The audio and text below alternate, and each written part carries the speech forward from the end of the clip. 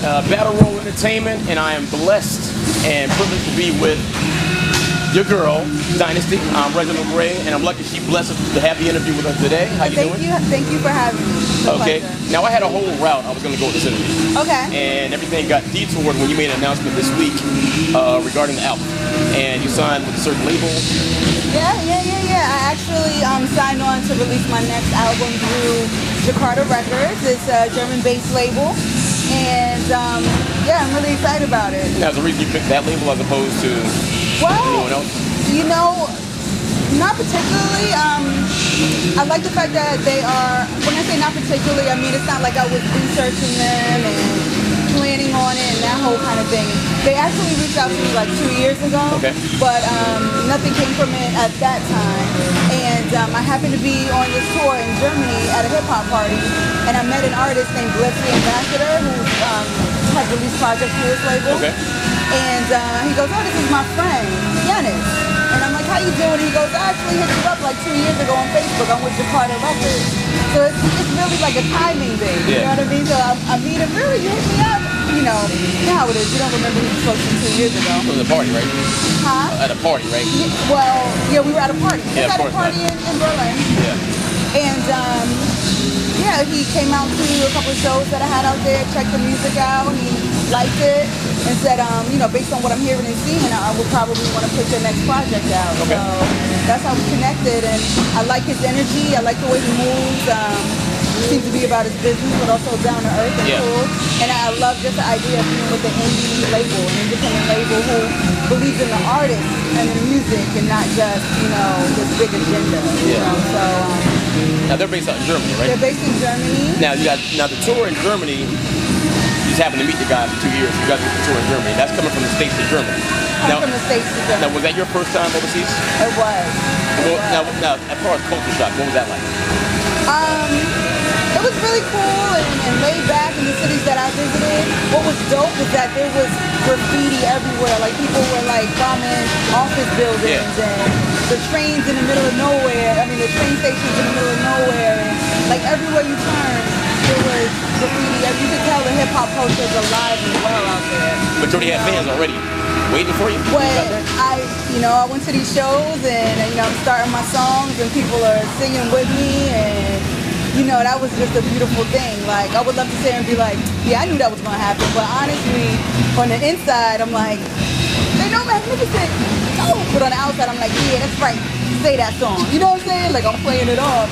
But it was an amazing experience to be in another country and, you know, where English is, you know, not the primary language, and have people, you know, spit my songs. What I want to ask you, man, because if you're overseas, they don't know the language. Well, actually, like a lot of the younger people do speak English, but you know, it's not like the primary language. But they knew your lyrics. But they knew the lyrics. And that was amazing. That was amazing. You know, it's like surreal. You know. Now, I saw some of the pictures you put on Facebook. The crowd seemed like extreme, like large crowds. Yeah, well, you know what? It was a mixture. So we did 7 shows.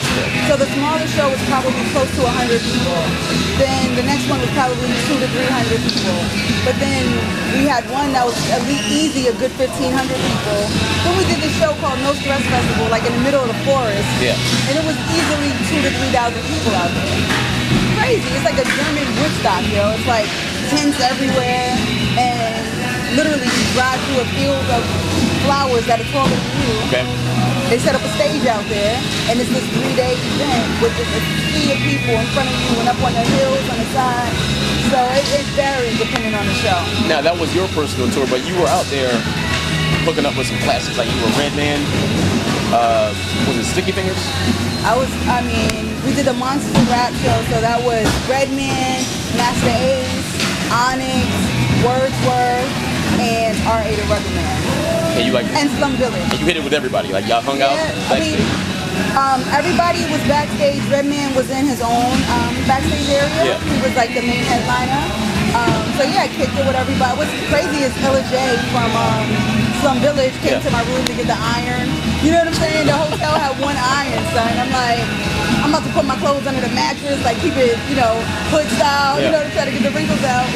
And dude who rolls with Master Ace came and he's like, nah, I got you. I'm gonna get you the iron. So he brings me the iron, and when I'm leaving, Illa J, for those who don't know, Jay Diller's brother in Slum Village, came and he's like, yo, I was wondering, can I get the iron? I'm like, yo, this, by the way, I'm Illa J, hey, Dynasty, you know, so it was cool that it was just like, kind of like a close-knit event, like everybody was interacting with each other. So your first time meeting everybody? My first time meeting everybody. I met Red once in passing when he performed at Janice Live in St. Pete, but this time was crazy because he saw Sandman, so Sandman's seen him a few times coming through Tampa. So you recognize him? Yeah. So he's like, who you here with? He's like, oh, I'm here with Dynasty. And his DJ, Red's DJ, is like tall chick, spits on these hard beats. You know what I'm saying? Like tall skinny chick spits on these hard beats, you know? So Red's like, wait a minute, did she do a joint called Super Dynasty? Like I just heard that song yesterday. I got an email blast. I got an email, and I just heard that yesterday. Like, tell her to come over. Yeah. So I go over, and he tells me the same thing, and he's like, yo, that's nothing but God. That's crazy. I get this email yesterday. He's like, that's you? Like, that's you spitting Super Dynasty? Because, you know, what's all dirty. Oh, I'm going there in a minute, but go ahead. Here I am with my skinny jeans. You know what I'm saying? All little, like, yeah, that's me, you know? And he just gave me some really dope words of wisdom and, you know, really dropped some jewels and, you know, just told me to keep doing what I'm doing. Yeah. So it was just like a classic moment. There was like no crazy like rock star stuff behind scenes, like no crazy rock star stuff behind scenes, just chilling and talking and building. So it was beautiful. Now on stage, have you seen the Redman show? You know, that's a different story. It's crazy. Crowd surfing, jumping off speakers, you know, like, but yeah, it was an amazing experience. Now, you had to go to the culture shock. You were going from the States over to Germany. And speaking of culture shock, I know you come from Queens originally. Yeah. And you wound up down here in Tampa. Now, your DJ is Sandman. Sandman's from Tampa, so am I. Yeah. And I was wondering, what was it like coming from Queens to Tampa? I mean, you being a hip hop head, an artist coming from Queens to a slower city, smaller city, kind of. Yeah. How'd that feel when you first got down here? Was anything like kind of blow you away where you're like, I don't understand this? Initially, I was like, yo, where's the hip hop? I just need, all I needed to do was find a banging open mic, you know. And I found that. I found a few shows, you know, connected with some people, and just started doing open mics, and then I was good. Once I found some spots to go rock at. Actually, it just took like a few months. And it's funny, the first one I went to was kind of light, and I remember Tampa hip hop. The site was like real popping at that time. And I went on there, I'm like, oh, I found an open mic, like, it was alright. You know, and Deacon, I didn't know Deacon. Okay. But you know how Deacon is. Yeah. Deacon's my boy. Shout out to Deacon, I love him. But, you know, he saw my comments, so he's like, oh, glad you thought it was alright. You know what I mean? I'm like, what's this dude? You know? And now he's like one of my homies. You know, so it's so crazy looking back how, you know, things change. But honestly, I loved it. It was a change of pace. I moved to the weather. I visited in November for the first time. Got off the plane. Was your family here or just out I didn't know anybody.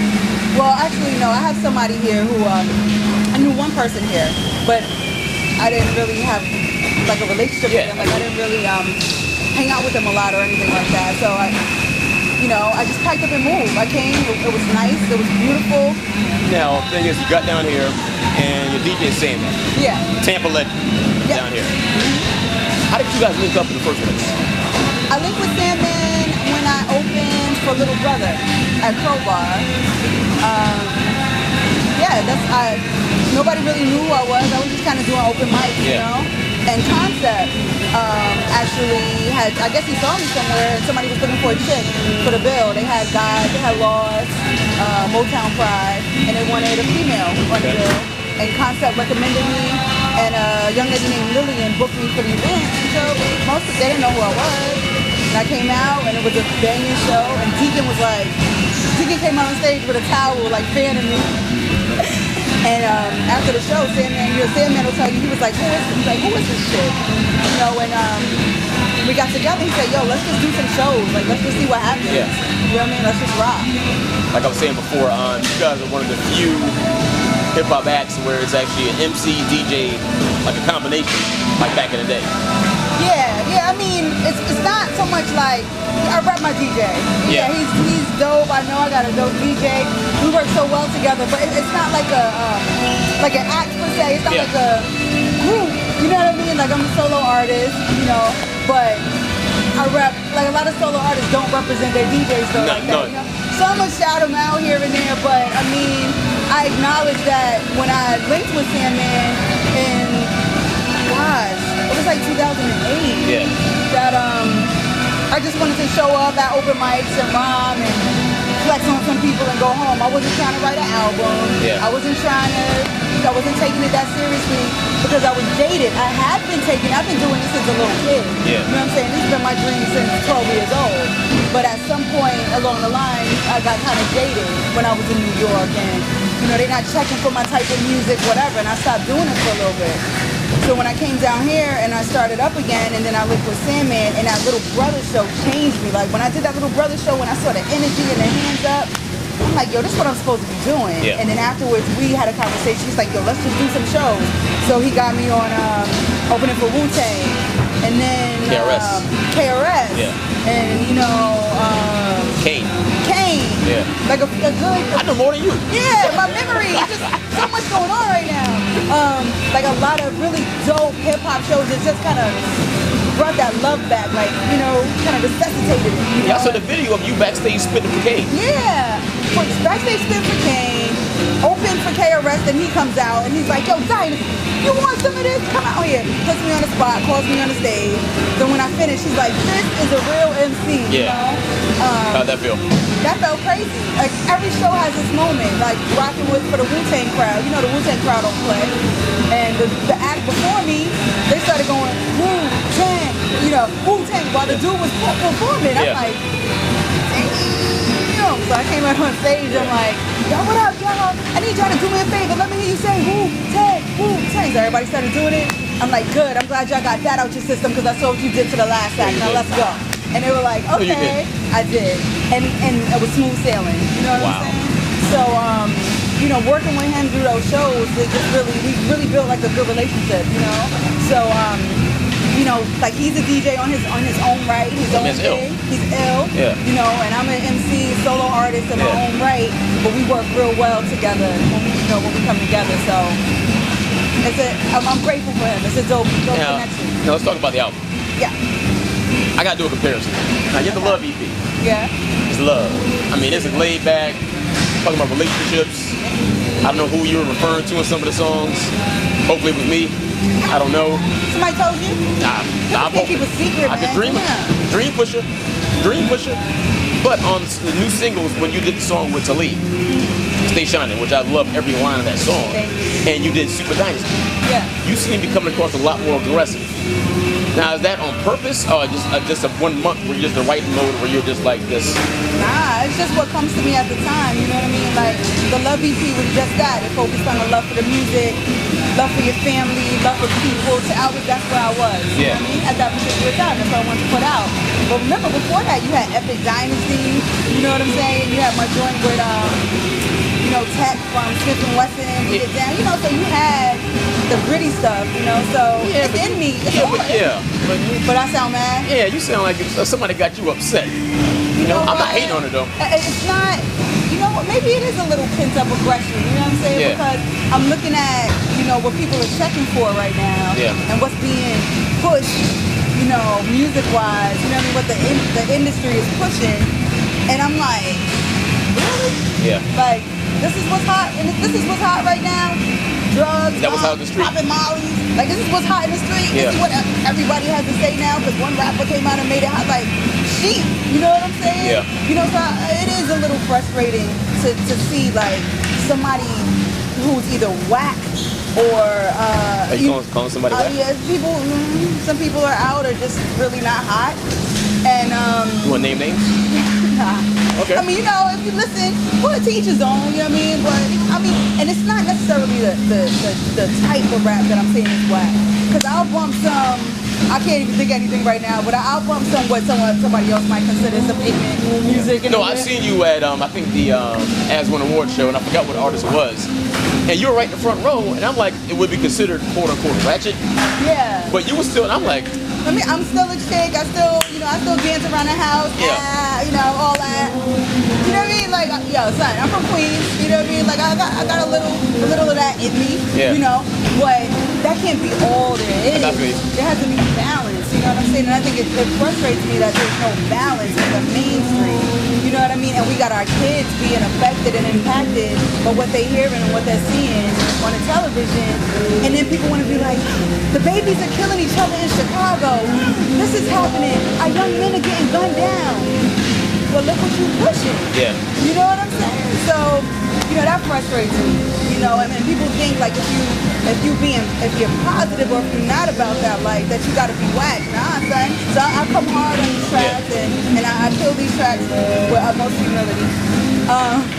To let people know, like, son, I can get on here and represent something different, but I still body an MC. You know what I'm saying? Like, don't get it twisted. Oh, okay, you want to go there with it? I still body All right, an so MC. so right now, if some MC, male or female, just came out the blue and just did a Diss Dynasty track.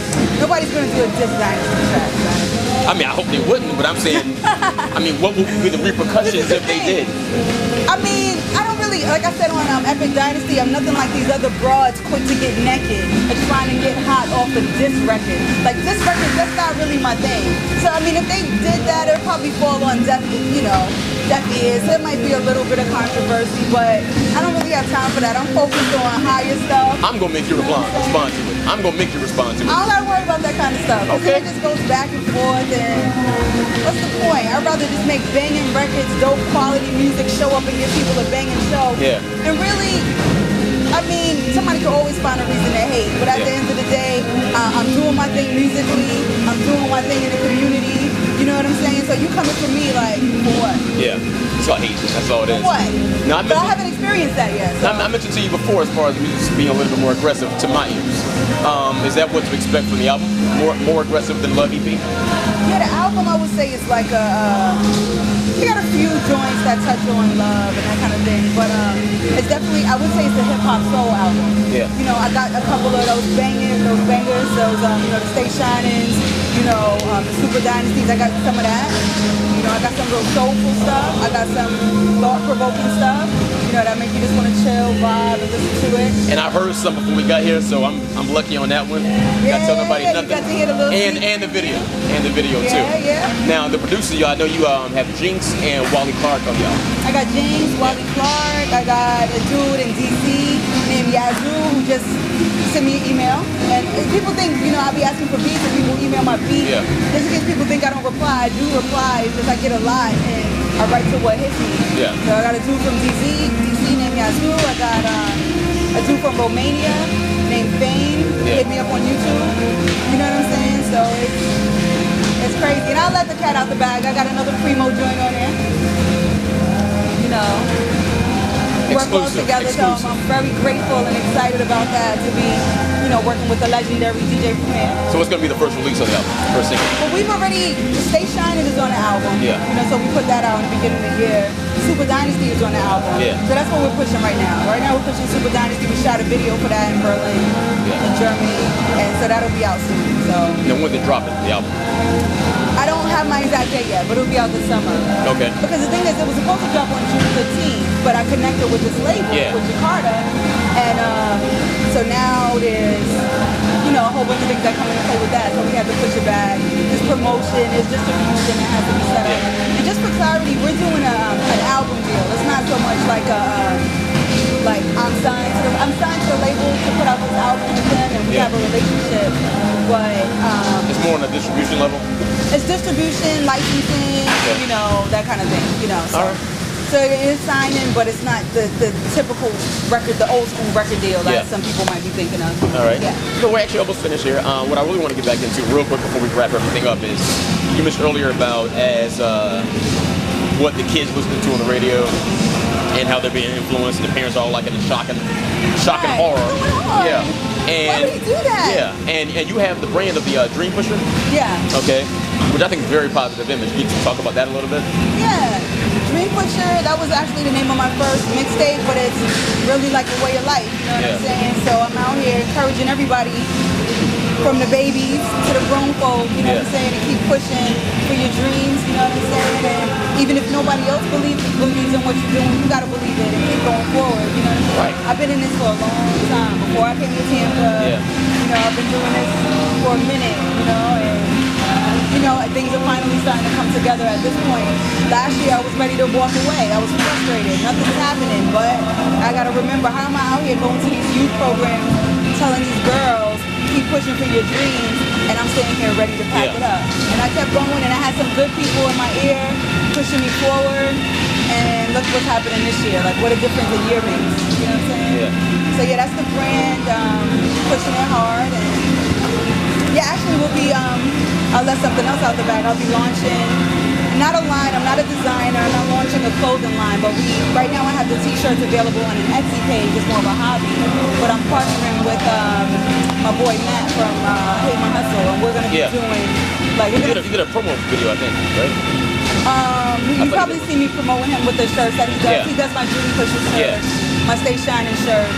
So we're actually going to get together and make it a little more official. Okay. So look for that coming later this summer as well. We're making it happen. People got to see it, and you'll rock. If you're about your dream, rock it. Let people know. Put that shirt on. Let people know who they dealing with when you walk in the door. You know what I'm saying? So that's what that is. Well, I want to thank you. Thank you. And before you leave, I got something for you. It's a Battle Royal interview. So I got a t-shirt for you. Right here. Rock it. Rock it. But that's all yours, and I want to thank you again for coming out. And I got the exclusive on the music video and exclusive on some of the tracks from the album. So I can't wait for it. So I want to thank Miko, Meaty over here, Brandon, Watertag, and everybody else. And of course, your girl, Dynasty. I'm Mr. Gray. Hit me up on Twitter. If you want to check out Battle Royal Entertainment, the link is going to be inside the description box. And also hit up Miss Battle Royale. She's CEO of Battle Royal Entertainment. Make sure y'all keep in touch. Again, it's Dynasty, aka Your Girl DY. The website, Your Girl DY. Twitter, Your Girl Dynasty. Facebook, Your Girl Dynasty. Instagram, I'm just playing. And my number is 917. I'm just playing. Stay in touch. The phone number. Get the phone number. One life to live.